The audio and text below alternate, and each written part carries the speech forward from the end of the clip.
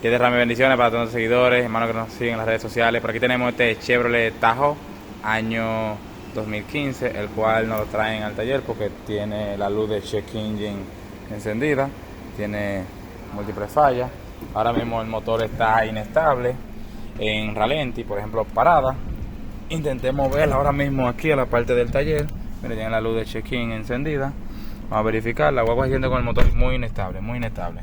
Vemos rápidamente que la guagua tiene un misfire, pero no nos especifica el cilindro que está fallando, sino que nos dice que hay un... Eso es como una especie de random misfire, ¿verdad?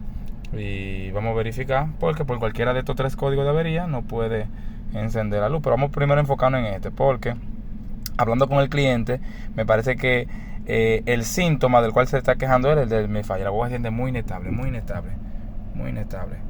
Esto es un motor V8 y se siente muy inestable, muy inestable. Es decir, cuando intenté meterla al taller, a la guagua, la check engine del motor me comenzó a flashar.